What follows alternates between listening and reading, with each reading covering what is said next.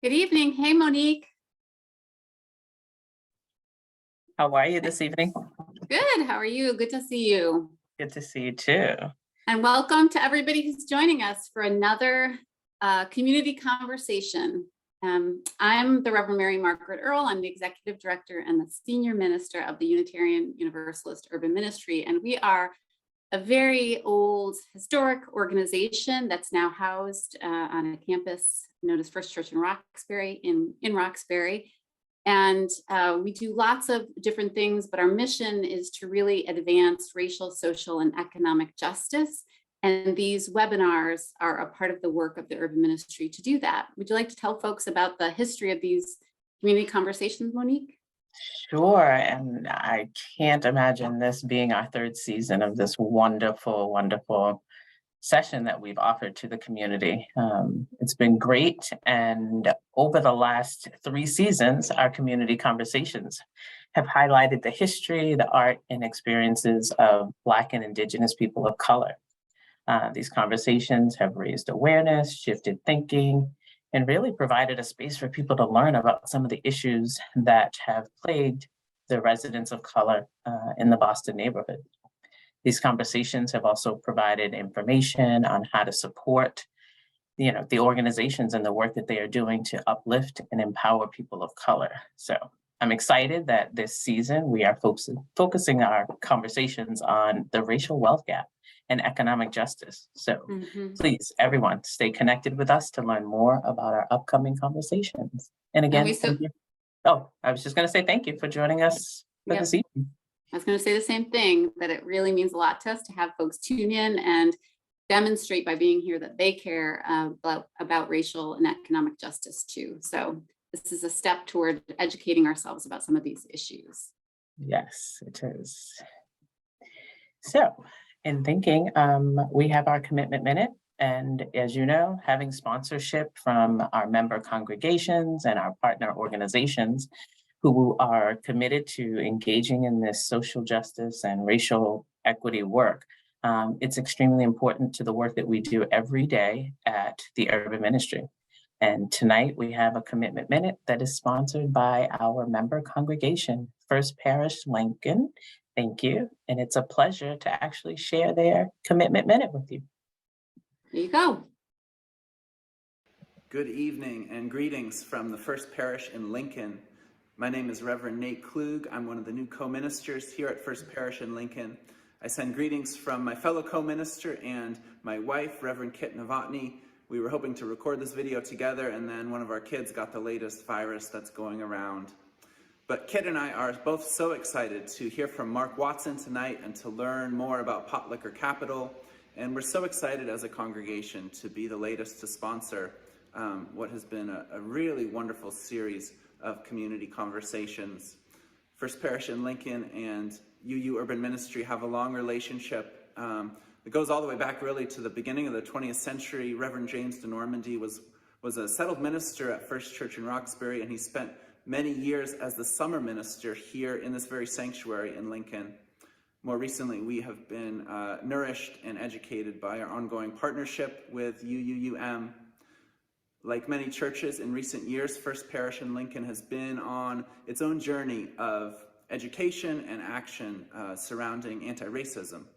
And we're proud of the work we've done in terms of the resources we've compiled, the events that we've sponsored. You can find more about those on our website. We also have a racial justice newsletter that we send out. Go to our website to find out more about how to sign up for that. But we're really eager to make more connections, to reach out to folks, and that's what we hope tonight will be the beginning of. And so I just want to end by expressing my gratitude to the UU Urban Ministry, to Mark Watson for his words tonight, and to everybody who is joining in, both live on this Zoom and folks who will watch it in future days and weeks. It's really an honor to be part of what's going on tonight. Thank you. What a wonderful message. And I just met Reverend Nate the other day by Zoom. I look forward to strengthening our collaboration and work together. And next, we want to show you one of our commercials that we created to highlight one of the businesses that we want you all to support. Fresh Food Generation is an extraordinary entrepreneurial eatery, and we've connected with the owners, the founders of Fair Food. They do, or Fresh Food Generation. They do great work. They will cater. We hope that you will look them up online after this. And if you have an office party or a church function that you need a caterer, consider Fresh Food Generation. Here's our commercial about fresh food.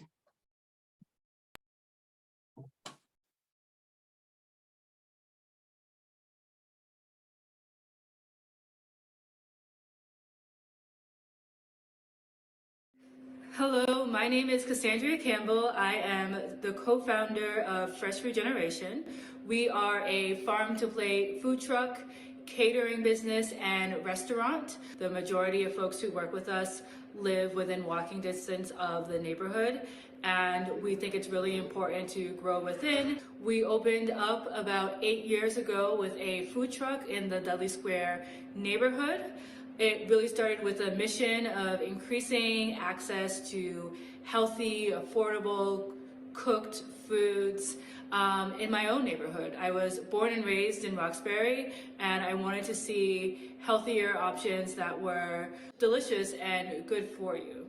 Please stop by the restaurant. We have outdoor seating, and we have a team that loves to put love into the food.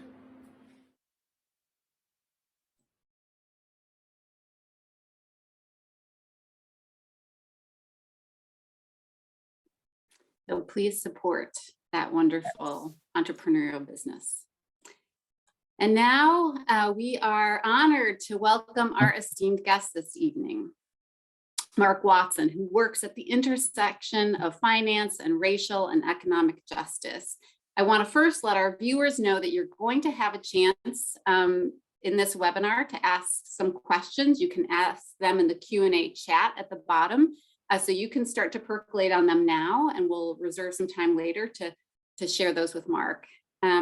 Mark Watson is the president of Potlikker Capital, a nonprofit charitable loan fund and integrated capital fund supporting BIPOC farmers at the intersection of racial and climate justice. Potlikker Capital is a supporting entity in Jubilee Justice. Mark started his career as a banker at the First National Bank of Chicago, then JP Morgan, going on to have a 30-year career in commercial banking and corporate and public finance, managing investment portfolios for foundations, endowments, and institutional pension funds. Formerly the managing director, Mark now serves as Senior Investment Strategist of the Fair Food Fund, which offers catalytic capital with a social equity lens.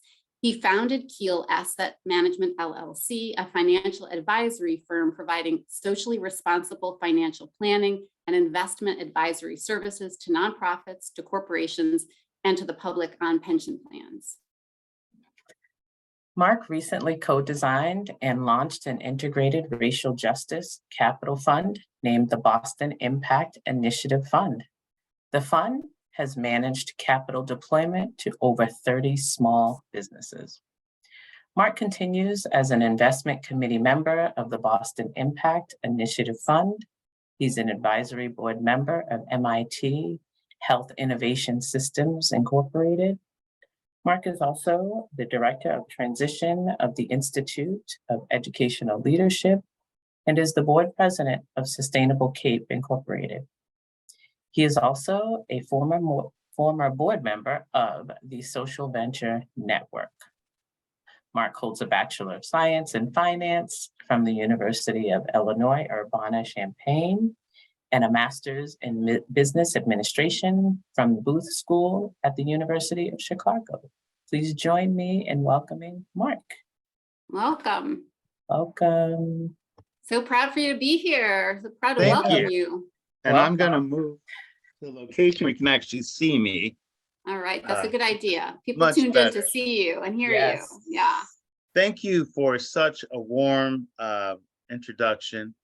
And what a delight it was to see Fresh Food Generation. It's actually one of the first businesses that we at Boston Impact Initiative and also Fair Food Fund, both places I work, co-funded their growth and launch, and now they're off to greater heights. But it was exactly the sort of reparative, justice-oriented attitudes right here in Boston that allowed that business to go from a $5,000 grant, and I imagine they're in the multi-hundreds of thousands of revenue. So they would not exist if not but for. So this conversation tonight is very important. And I wanted just to start to introduce a little bit about Potlikker, because it's really reflects the journey that I have been on, and maybe some of the viewers are also on a similar journey, where I started really from a perspective of really looking at the current US financial system without an analytical framework. Meaning, how does it work today? How did it get to be this way? Who does it serve and who doesn't serve? And is it all about hard work, or is it about access and relationships?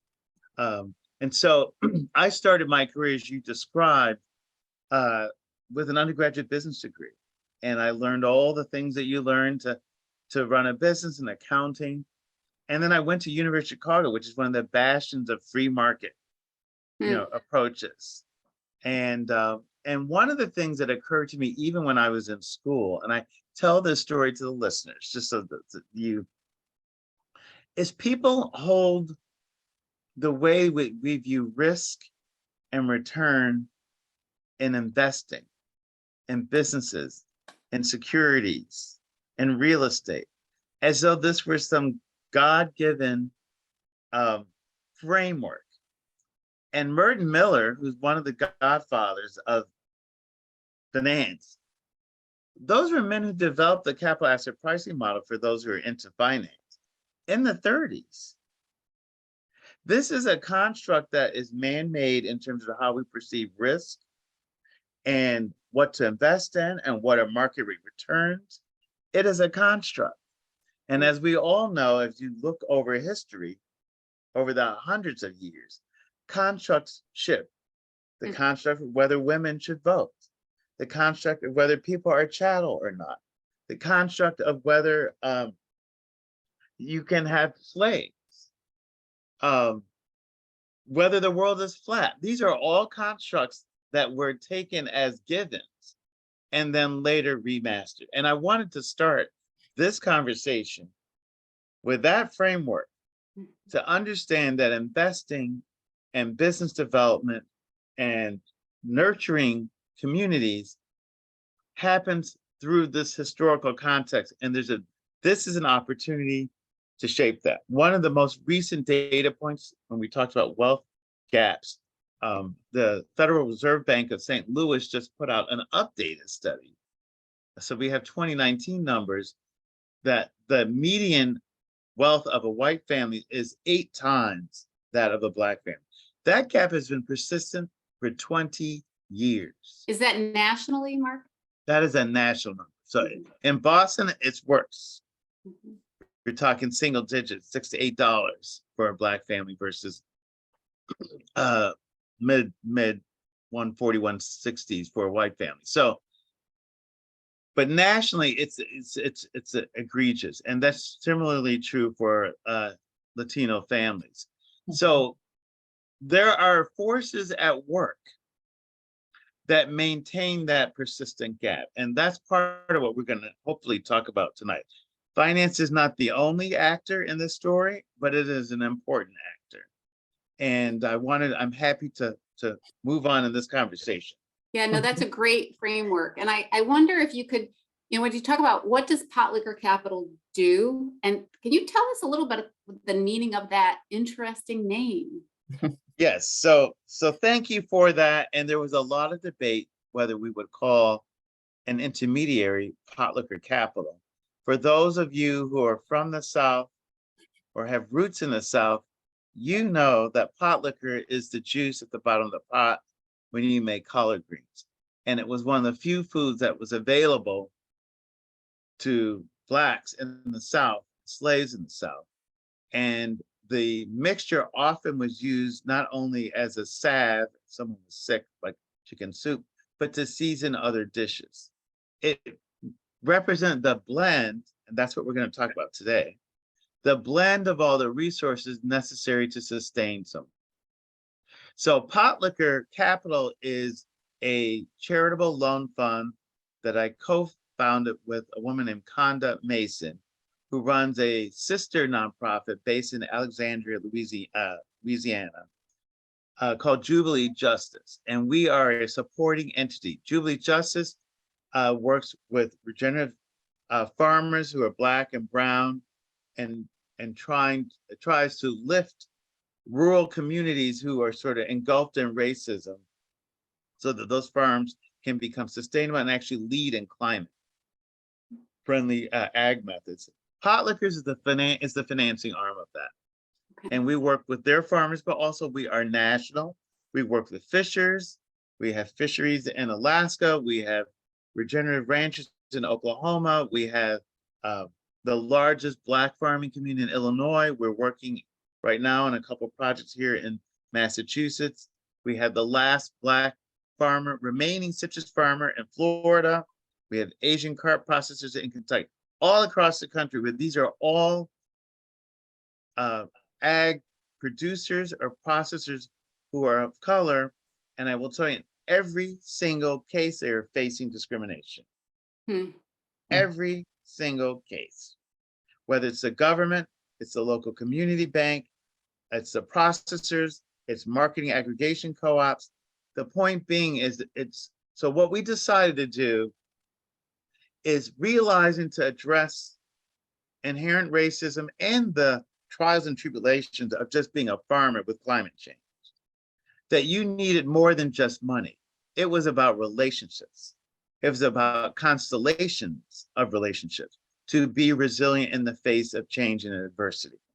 And we know that we need a very diverse, with respect to demographic and size of farmer and location of farmer, to keep our food system nationally resilient. So it's important that just 4% of the total farmers in this country are BIPOC. The remaining are white males. 4% are, Wow. that's Black, brown, women, LGBTQ, Latino. The other 96% are white males in this country. Wow. So you think about the demographics of the country, you think about the political meaning and the instability of lack of participation in such a basic bottom of the pyramid, need. Potlikker was designed to help preserve those that are here, bring in new farmers and producers and distributors, but to cloak them in money and relationships and camaraderie and communities of practice to make the communities more resilient. So that's what we do. And we sell notes to communities and institutional buyers, and we provide grants, and we are just getting off to a pretty good start. We've done $1 million of deals in the last year and hope to do many more. We hope to work with 300 farming businesses across the country. Oh, thank you. Thank you for sharing that. And I'm just thinking about all of the small businesses and many of them that you've already worked with, including Fresh Food Generation, and some of the businesses in Nubian Square, which are very small Black-owned businesses. Can you talk a little bit, Mark, about some of the challenges and the barriers that impact their success? Yeah, one of the things, and this is according to the SBA, one of the biggest reasons why Black and brown businesses, even if they get started, fail is lack of follow-on capital. So most businesses take 2 to 5 years to get to a point where they're generating profits. And they're getting to that level with all the support from families, the community, contracts, school districts, all these relationships. I'm going to keep talking about relationships throughout this call. And imagine that you're a Black or brown business and you may not have the relationships. The environment may not be as receptive. You don't have access to financing.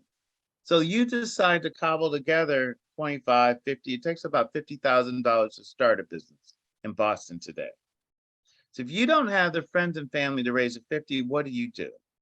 Use credit cards, use extractive financing organizations. You're forced to, or leverage inordinately your own personal assets, your house.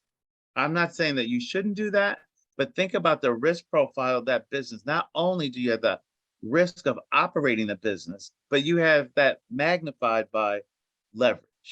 It's like starting a small hair salon or dry cleaners or retail store and leveraging it to the hilt with debt from day one and hoping that you don't make a mistake. Mm. So that ends up being, unfortunately, the plight of a lot of Black and brown small business, because the wealth, and we talked about that at this onset of this conversation, in our communities is not at a level where you can raise the 50 grand plus easily. That's for the small business. Once they're in business, there's an SBA report that shows the margins, et cetera, end up being similar to white-owned businesses. It's that once they start growing, growth costs money. You need working capital to keep growing. You might have to expand your facility. Fresh Food Generation went through that. You need more capital. If you're not profitable yet because the business is still maturing, you're already leveraged, your house, you're already leveraged on credit cards. Where does the capital come from? So it fails. It fails. And so one of the needs of responsibilities of all of us who are interested in this topic is to find ways to support intermediaries that bridge what we call the valley of death. And this includes the businesses in Nubian Square, where they are small cottage franchises that have good ideas, have community support, but do not have access to this 50 grand that I talked about. So I want to get into more of that, but first I want to take a little step back, Mark, and see if you can talk about sort of why does that wealth gap exist? Where is it coming from? Why is it that you have somebody who's a passionate entrepreneur, who's a person of color, and why do they have less access to less wealth than a passionate entrepreneur who's white?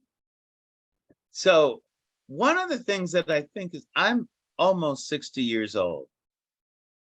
I'm going to give some personal factoids so people realize how very close to just having civil rights people of color and women, for that matter, have. It's barely been a generation. So I'm 60. My parents were the first African-American. My mom was the first African-American in many places to hold a corporate, to be in a corporate setting. Not from her side, but it was the first time the other white co-workers had ever seen a Black woman with an MBA in that setting. All through her career. She's since recently passed. She was 81. That was my mom. My mom was the first Black woman to have a civil service job with the Air Force Academy in the country. She wasn't a rock star. She was a super smart person, but the first. So my father was a banker, but started off as a teacher and drove the trains in Chicago and ended up becoming a banker.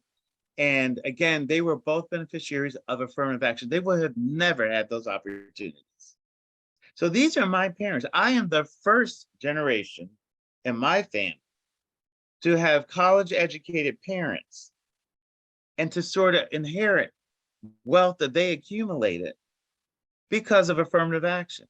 The first generation is my generation. I'm 60 years old. If I had kids, my kids would just, that $50,000 to write a check is happening just now. So all those generations from the 6 million African Americans in particular that migrated from the South, that story is similar for many of us, whether we're living in Boston, New York, Chicago, or LA. So when you talk about wealth creation and the transference of wealth from each family member, you're not just moving money, it's relationships. It's somebody who works at the county deed office. It's somebody who's a policeman. It's somebody that knows so-and-so who's a distributor, who's been in the business when they came over in the boat. mean, all of those relationships are relatively newly being built in communities of color in the US.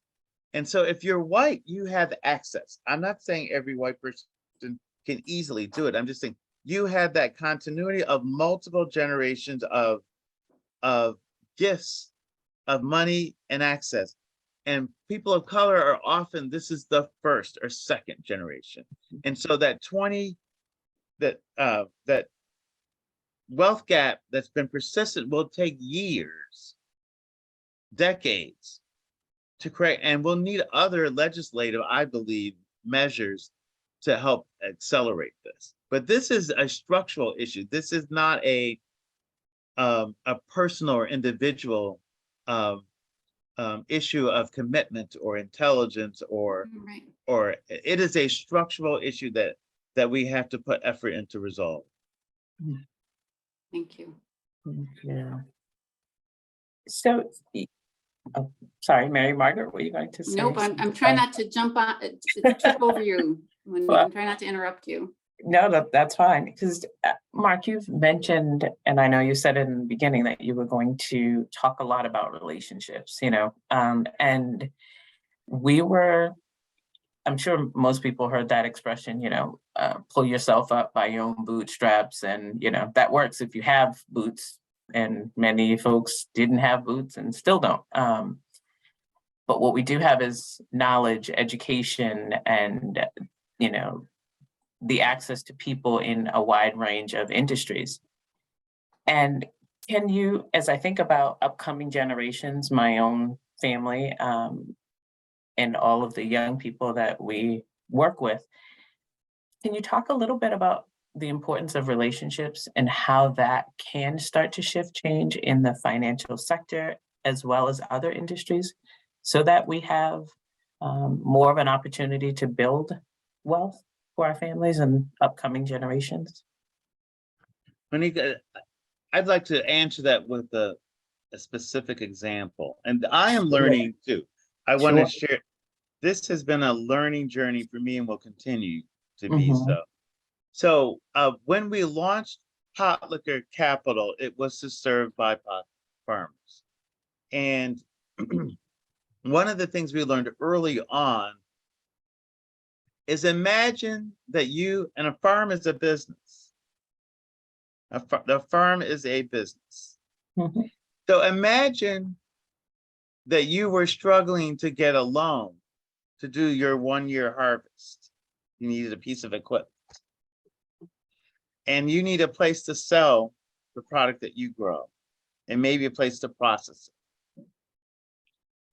And you're sitting in a situation where it's a rural South or Massachusetts for that matter. And you struggle to sort of get in the flow of commerce. And some organization called Potlikker shows up and says, oh, you need 50 grand for a tractor. And we somehow figure out how to give you 50 grand. Then Monique goes and she plows her field and grows her turnips or whatever you're growing and selling. And now it's time to get it processed and to get a fair price and to have it delivered to the right market so you get maximum value. All of those different points along the value chain within US Ag are contaminated by isms. So you might get $50,000 and you thank me, but the productivity of that $50,000 is limited in part sometimes because you don't have the same access to realize it, to monetize it, to leverage it. You don't know that you can't get in the cooperative that buys turnips, that sells to Whole Foods. You don't have a truck that can chill the turnips to get it to the local food hub to go direct to consumer or to the local hospital that's trying to support, local vendors, et cetera. So my point being is money alone can kick the can down the road, but it doesn't change the environment. I always say a fish doesn't know it's wet when it's swimming in water. So it just thinks it's swimming and doing it on its own, but it's actually supported by this entire ecosystem of algae and other, fishes and and food and waves and sunlight, etc. This is whole ecosystem to make that fish flourish. And we are often being reductionistic in terms of thinking, well, I'll just write a check and that fish will swim. It might just be the algae and no oxygen. So Right.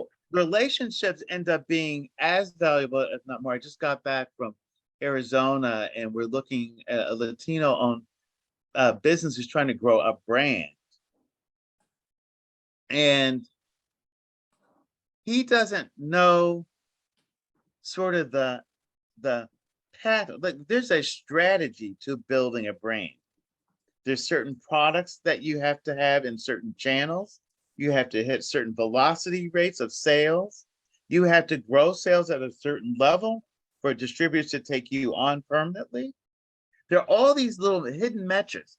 If you decide, Mary Margaret, to go into the egg business, where would you learn these things? Mhm. So Where I would want you to learn? I want to follow up. I just want a quick follow up on that, Mark. So I hear that when we were talking about having this evening tonight, you started to reflect that vision to me, which I found really illuminating. So thank you for highlighting it here. This vision of an ecosystem of relationships, and money is a piece of it, an important piece. I don't want to let people off the hook for knowing money is important. But I wonder, like, so what then is the answer to that set of relationships? Like, are you trying to work on building those and knitting those together? I mean, how do you build that ecosystem? How do you support the building of that ecosystem for a business? So part of our commitment was to build communities of practice. So deploying resources to businesses in a place Mm-hmm. and encouraging those businesses to talk to each other and advocate if they need special real estate permitting. I'm involved right now in a project in Cambridge for Black businesses, a fund that's developing just to support them. And part of the hurdle is the cost of real estate. So we could have each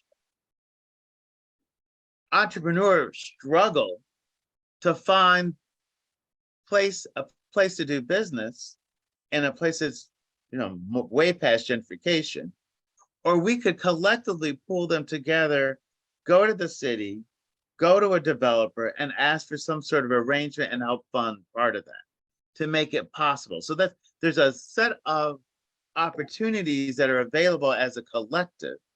They're individual entrepreneurs, but because they're in relationship to each other is one of the ways that we try to solve that. The second way is, and I'm on the investment side, is that those of you who are on this call who are investors, there's an opportunity to ask the purveyors of money to be more than extractive and actually contribute social capital. So many of us are on boards, many of us make purchasing decisions for institutions, for ourselves. There's an opportunity, and it happens for other businesses, to encourage fresh food generation. Why shouldn't they have a corporate contract? Mhm. You have many choices. Why can't you buy from them? Why can't you have services? I just found out one of the businesses that we helped launch at BII is doing a $10 million raise, a Black woman, a caregiving business, sophisticated, right here in Massachusetts. I remember when she had just started. So this is, so why not support that business? Why not have a contract with a business like that? So there are ways that the investors, in addition to writing a check and say, I'm going to invest some of my social capital to support equity in business in this place in Boston metro area. Those are the third way is we are trying to get, this is true in farming, this is true also in small business, which is to aggregate the means of success. So if they need lawyers, for example, to do business, we could provide pro bono lawyers services in aggregate. So we do that. We have done that already at Potlikker. If they need a processing facility, we've actually facilitated creating a co-op where the owners actually own a piece of it so they can move further upstream in their profitability. So again, it's all about these relationships. It can be at the production level, the sales level, the advocacy level. This is not a single, I mean, we are communities, and all that I'm asking the UU community is to overlap your community with this community, with the community of BIPOC entrepreneurs. It doesn't have to be separate, overlap with them. And then you get the fresh food generations in plurality. Love it. Thank you, Mark. I agree with you. We are ready to overlap, and we're taking steps forward in doing just that. And I want to pause for a moment and start to field some of the questions that are popping in. If that's okay, I'd like to kind of read some of those to you to get some answers for some folks that are in our audience. And one of the questions is, how important has housing discrimination been in the development of the wealth gap?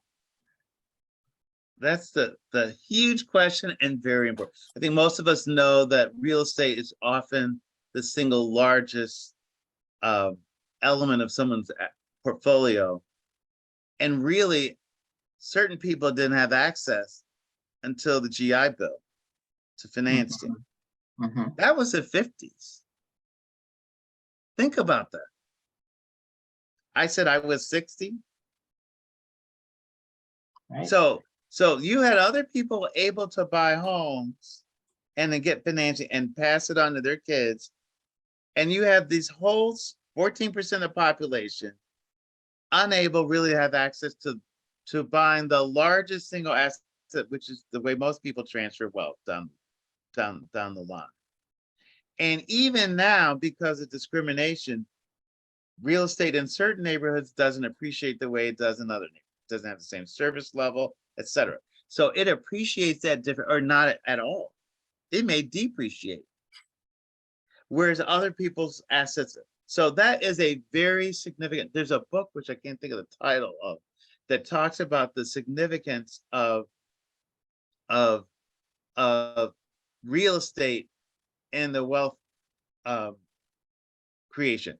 One of the interesting things is if you focus on Boston, which is a high cost real estate market, and the wealth gap still persists, it's actually more egregious here in Boston than it is in other parts of the country between Black and white households. Still a high, real estate. So it's not like all of the folks of color live in low cost agricultural areas. They might live in the same, they live in New York, they live in LA, they live in Boston, but it's the tale of two cities. So that is certainly a big part of it. And the idea is a business actually has a chance, even though they might live in an area that's not appreciating like it might in certain parts of this city, they could have a business that could help equalize their wealth creation opportunities. That business could be serving them greater metrics as a superior service or a product or whatever. And it's not rooted. It's almost antithetical, because what helps certain populations create wealth doesn't have the same velocity of wealth creation as it does for Black and brown. So a business could be a way to end run sort of the discrimination that you might have because you live in a certain place. So there are a number of questions coming in, Mark, and we're gonna start to try to answer some of these. I can tell people are engaged because they're popping in. I'll be shorter. No, people are engaging because of the fullness and compelling nature of your answers. So it's great. So Ruth asks, here in Massachusetts, there's a campaign to create a state public bank to address racial inequities in financing, along with the inequities experienced by women and the needs of local farmers. Boston UGMA is a key partner in this effort. Bills were introduced last session and are about to be reintroduced this session. Is this something you've been following? We would love to work with you on this, Ruth says.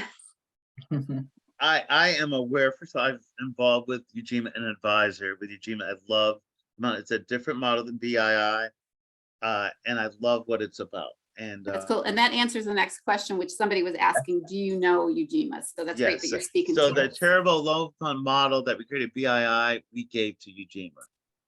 The difference between the two is that Ujima uses a sort of a community-based Congress method for developing what they invest in. And so it's a wonderful iteration on what we did at BII.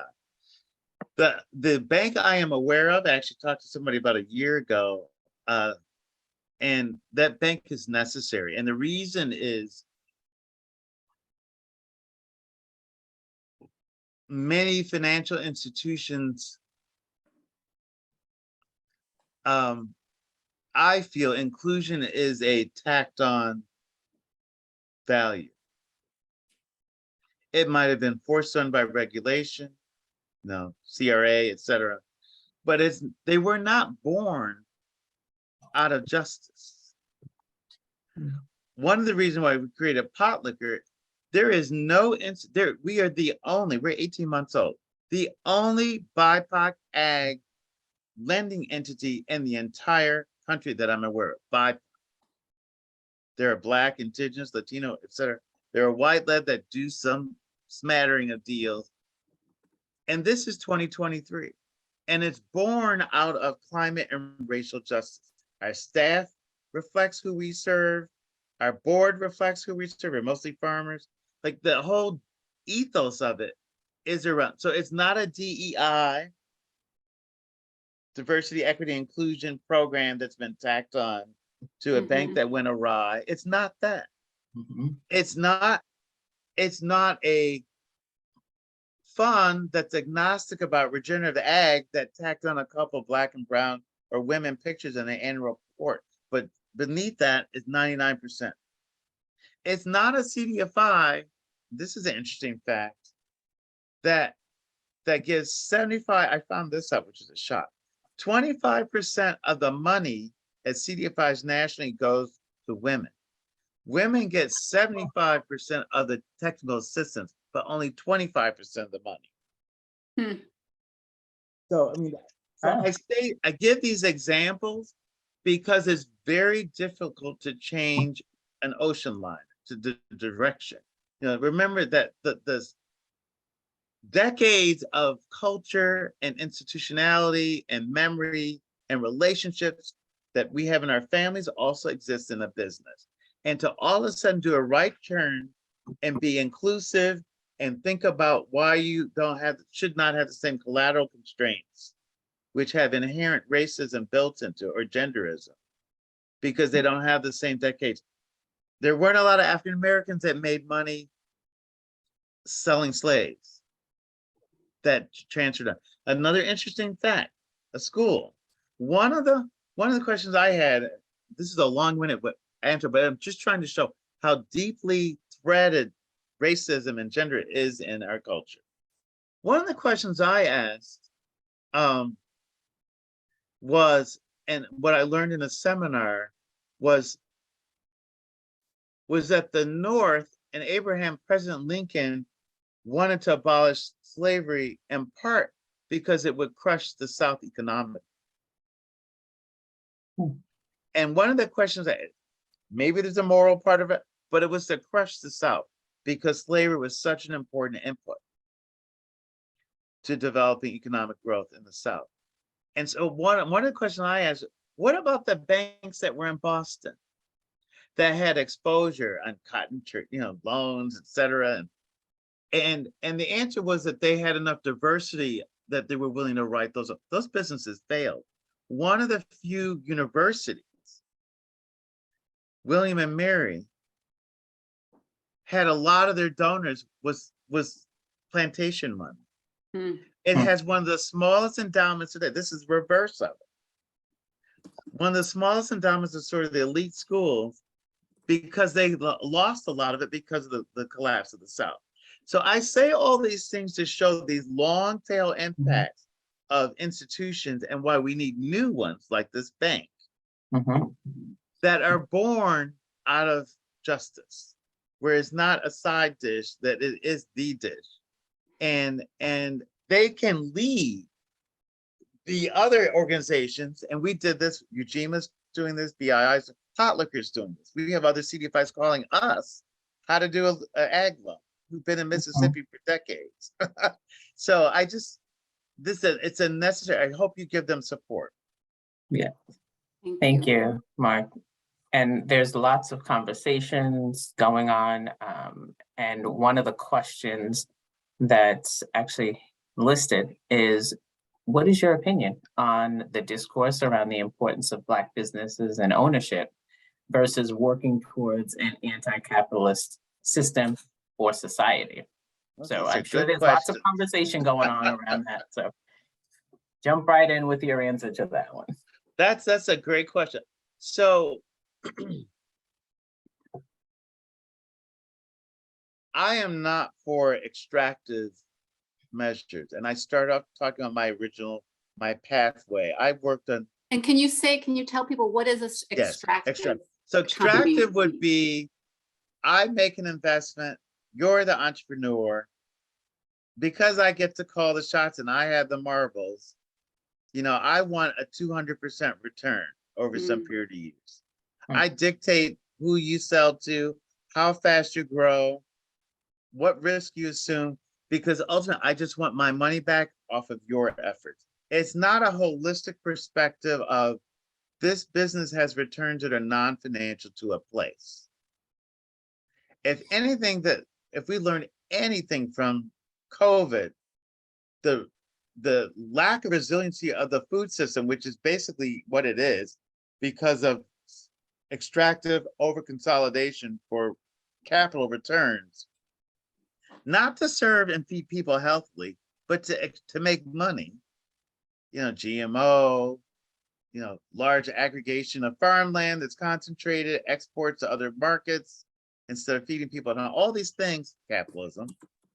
So I am against extractive. I am cognizant of the need to return capital and some measured rate of return. But I also think we don't have a sophisticated way to measure the non-financial returns of making an investment. And every investment has non-financial returns. We just ignore them when we invest in the stock market until we have an oil spill or we have a labor suit, or some sort of like pharmaceutical issue, the drug issues that we all are facing. Those non-financial returns were there, we just ignored them. Unfortunately, when we go to what we call below market or constrained returns, then we start talking about non-financial returns, and people think that they're giving things up instead of looking at a blended societal return that includes a return of capitals and payment for time, but also maybe your place is better, over time. Maybe there's less health risk. Maybe there are more jobs that pay living wages. Maybe there's less crime because of that. So I am for a holistic approach toward return of principal and some modest return for the time value of money. I don't know if that's capitalism or not, but that's what I'm. It's a gentler capitalism.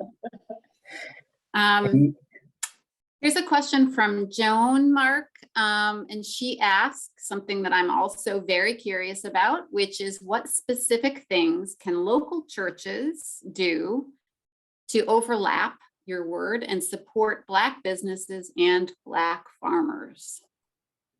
So one of the ways there are now, so just landscape. Farmers in general don't have many sources of capital to go after. They have the USDA, which I think most of us know has had the largest discrimination suits. It's still challenging to work with them. And they're biased towards size and, socially disadvantaged status. Insurance companies also fund farmers. And some banks. So basically they're self-financed or they get grants, small grants.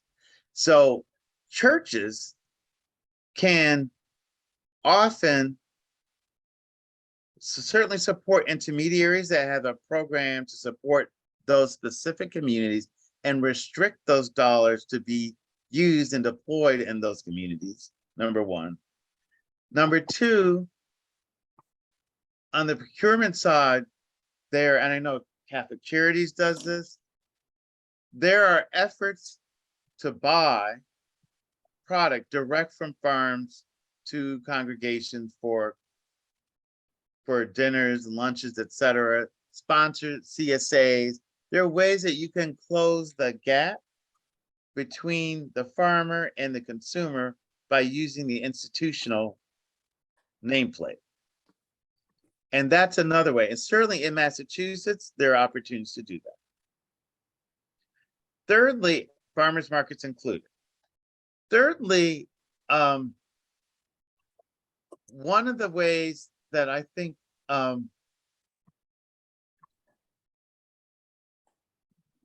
farmers in the largest number of new farmers is actually happening in the Northeast. Of non-white male farmers is happening in the Northeast, which is where there are a lot of youth churches. The South has a very aged population, Black or otherwise, but certainly socially disadvantaged. So I think there is an unusual opportunity for youth in general to support young farming programs, training farming programs.